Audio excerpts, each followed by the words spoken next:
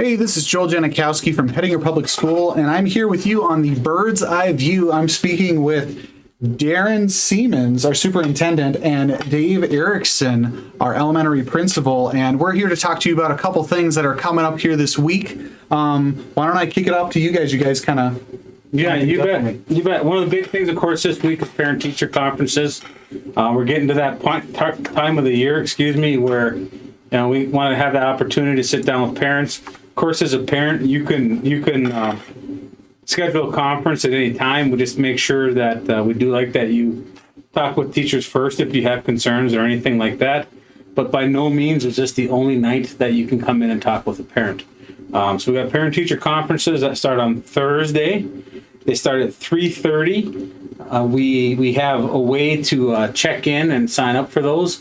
I'm going to probably let you explain that a little bit, Joel, because it deals with our webpage. Yep, and getting to our webpage, our URL is hettinger.k12.nd.us, but that can be a little bit long and hard to remember for some people. So the fastest way to really find it, if you can't remember that URL, is just Googling Hettinger School, and it will be your first search result. So you click on that. On the top of our website, you'll see a navigation. You'll see something that says staff. You go to teaching staff. Underneath teaching staff, you'll see a whole list of teachers who are our teaching staff here, and whatever teacher you need to work with or talk with that you want to sign up for conferences for, you just click on their image. That'll take you to their page, and once you get to their page, you'll see a bright red button. You click on that button, it's going to say sign up for conferences. Once you click that, it'll take you through to the rest of your sign up. You just got to fill out some information, and away we go. You bet. What you'll see in there is the conference time is we have it limited to 10 minutes, as there's a lot of parents to see, so we do want to provide opportunity so everyone has as much chance to get into a teacher you need to see as possible. The other reason we're doing that, though, too, is we have a lot of stuff going on the night of conferences. I know Mr. Erickson's got some stuff lined up in the cafeteria. Yeah, starting at 5 o'clock till 6:30, we have Dakota Western Bank doing a community meal. I haven't even checked to see what it is yet, but I'm sure it'll be awesome. Oh, yeah. But anyway, we have a meal on the night of conferences, again, from 5 to 6:30. We will be asking or putting out a free will basket. I talked to Cody Jorgensen, who is the manager up at the Dakota Western Bank branch in Hettinger, and he had no problem with that. That was an idea that came out of our wellness group that we meet. We did a new policy last year, and our wellness was one of those things that we thought, okay, how's the best way we can raise some money for some of the different things that we do in the school? So again, Dakota Western Bank is going to allow us to do a free will, and the money will go towards our elementary arts programs. The biggest one that most of the people are familiar with is the Missoula Children's Theater. We also have Arts in Residence, which is a musical where we've had people come last couple years for a week. They do in-services, teaching different things with our students. We've also had arts in residence for art, where they come in and they do different things like that. So those types of things is what we use the money for. So the other great thing, when Cody called me back, he said, Dakota Western Bank will match the first $500. Wow. So we start off with $500, and then whatever we get in the free will goes into our kitty for the elementary arts program, again, Thursday night during our supper.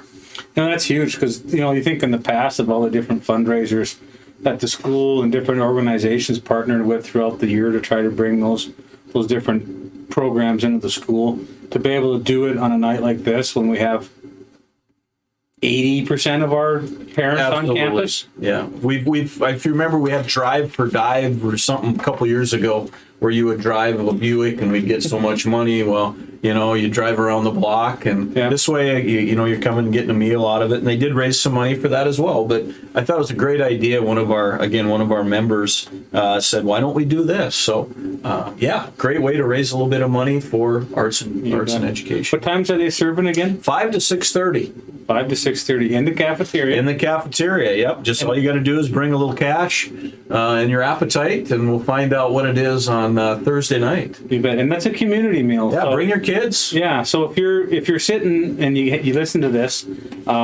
and you don't have any kids in school anymore, still come check out the school. There's been a lot of updates in the building. We got new windows going on, changed around some classrooms. But this is a community meal, so it's a way for you to come and get some good grub, and then also help out with that program. So Absolutely. Fantastic.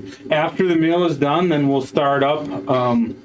Actually, the teachers, let me back up a second here. The teachers will take supper from 6 to 6:30. So there will not be any times to sign up for conferences at that time, as they're going to end their day and roll right into conferences. So we want them to have that half hour to be able to come up, have that meal as well.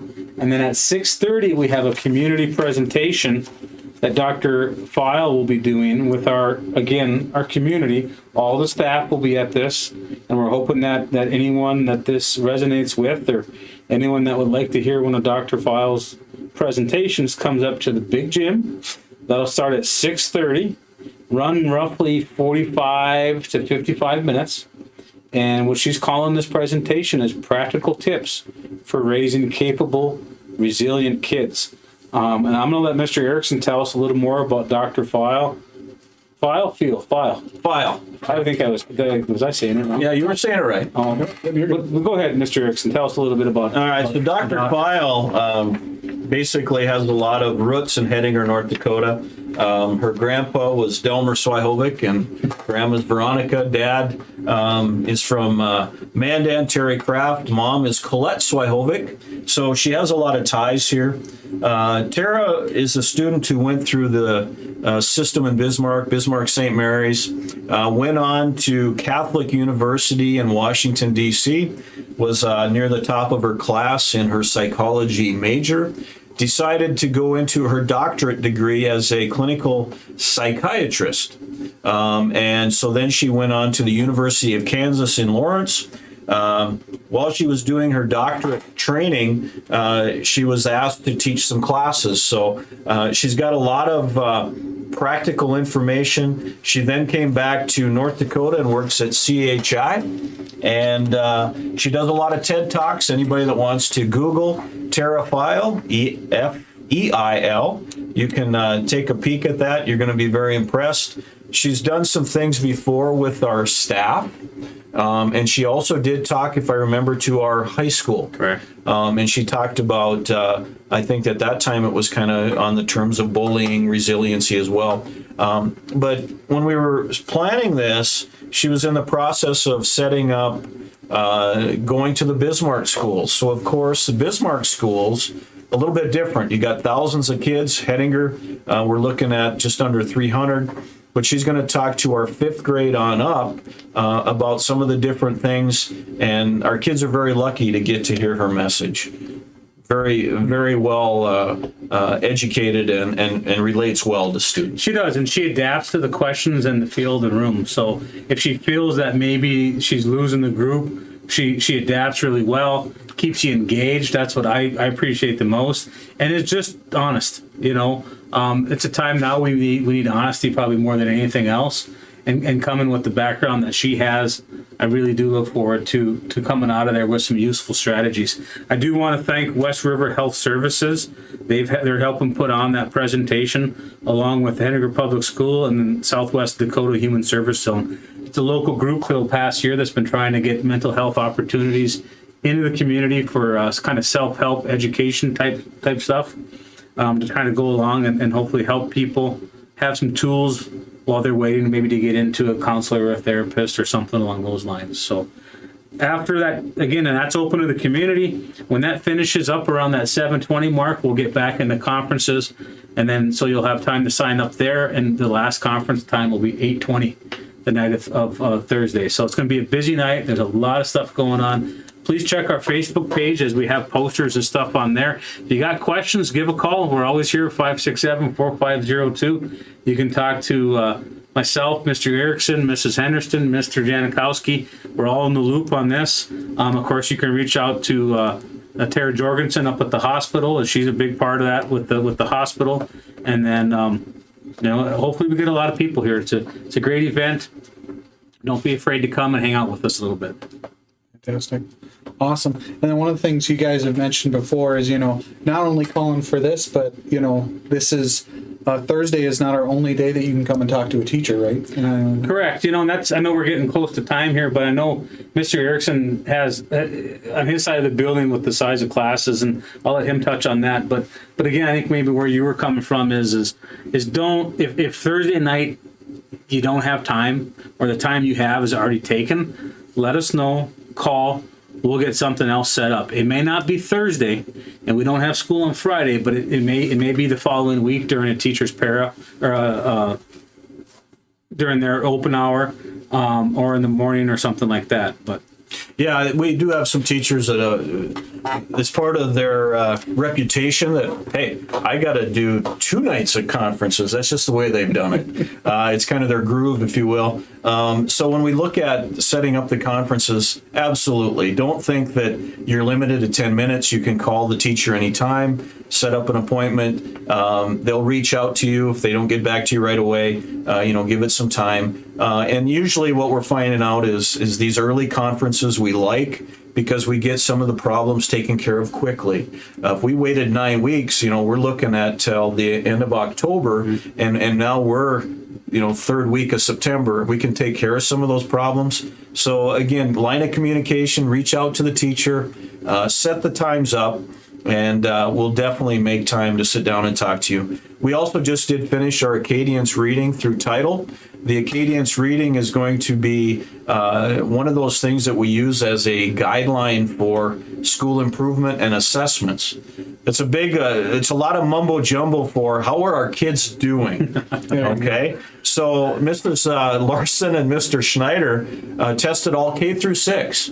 I saw the scores, pretty impressive. We've got a lot of students that are at benchmark and above benchmark. Now, you say, but what about that poor kid that's below benchmark? The nice thing about that is we know now what types of things we need to look at to get that student up to benchmark. Awesome. It doesn't mean anybody's behind. It doesn't mean anybody's stupid. It just means that we now have some criteria to look at our teaching, some of the lessons, and then get those kiddos up where they need to be. So you got a good starting point. We got a great starting point. Those reports will be available at conference time. If you aren't able to get them at that time, the teacher then will have those. They'll either send them home, or you can reach out to find another way of getting those reports. But each student will have a report on how they did on the Acadience reading. And those grades are K through 6. K through 6. Fantastic. Was there anything else you guys wanted to touch on while we're still here? I think that kind of covered it all. Like I say, there's a lot of stuff going on. I can't reiterate enough the importance of if you got questions, please talk to your classroom teacher. If you don't have time for a phone call, you can always shoot an email. That same site that Joel was talking about earlier, it is on our webpage. Each teacher's email is on there. So if you're more comfortable doing an email, I get it. You can go ahead and do that as well. Ultimately, the worst thing we can do is wait when you have questions and concerns. Yep. And again, if you have ideas, if you know stuff going on in the area, give a call. Let us know. Maybe there's a way we can take a field trip to check something out and get the kids out there and see what's going on. So, again, as always, we appreciate the support. And here we are, already looking at the end of September. Wow.